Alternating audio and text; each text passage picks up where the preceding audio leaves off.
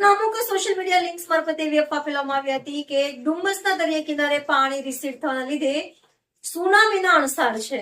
અમુક social media links મારફતે એવી અફવા ફેલાવવામાં આવી રહી હતી કે ડુમ્મસ દરિયા કિનારે પાણી રિસીડ થવાના લીધે આ સુનામીના અણસાર છે અને આવા સિમ્પટમ્સ છે, જેના આધારે અમુક લોકોએ આવી રૂમર્સ ફેલાવી હતી. સાયબરની ટીમ છે તે તાત્કાલિક એમાં જોડાવવામાં આવી અને એવા લિંક્સ આઈડેન્ટિફાઈ કરવામાં આવ્યા છે.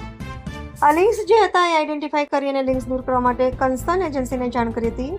આઈડેન્ટિફાઈ કરીને એમની વિરુદ્ધમાં ગુનો દાખલ કરવાની તજવીજ ચાલુ છે.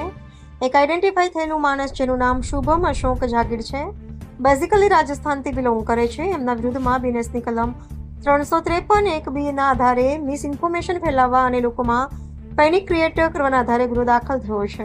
રિપોર્ટર સાગર સોલંકી.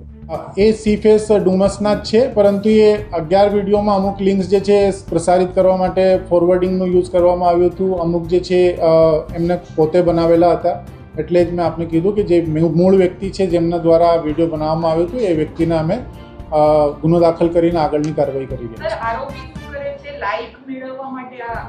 છીએ. એ હજુ ગુનો દાખલ થઈને પછી આરોપીની અમે જ્યારે ધરપકડ કરીશું ત્યારે વધારેની વિગતો આપને આપીશું.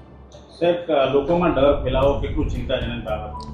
આ સ્વાભાવિક છે, એટલા માટે જ આપના વચ્ચે આવીને અમે આ વાતની સ્પષ્ટતા કરી રહ્યા છીએ કે આ પ્રકારનો કોઈ પણ ડર પોતાના મગજમાં રાખે નહીં, કોઈ પણ પ્રકારની રૂમર્સ ઉપર પોતે ધ્યાન આપે નહીં, અને એવી કોઈ પણ પ્રકારની જે લિંક્સ અગર કોઈને ધ્યાને આવે તો એ લિંક્સને પણ ફોરવર્ડ ના કરે, પોલીસને રિપોર્ટ કરે, અને આવી જે બેસલેસ ઇન્ફોર્મેશન છે એને વગર વિચાર્યા આગળ ફોરવર્ડ ના કરવું જોઈએ, કેમ કે આ ઇલીગલ પણ છે અને સાથે સાથે એમાં બિનજરૂરી લોકોની અંદર એક પેનિક ક્રિએટ થાય છે, જે લોકોમાં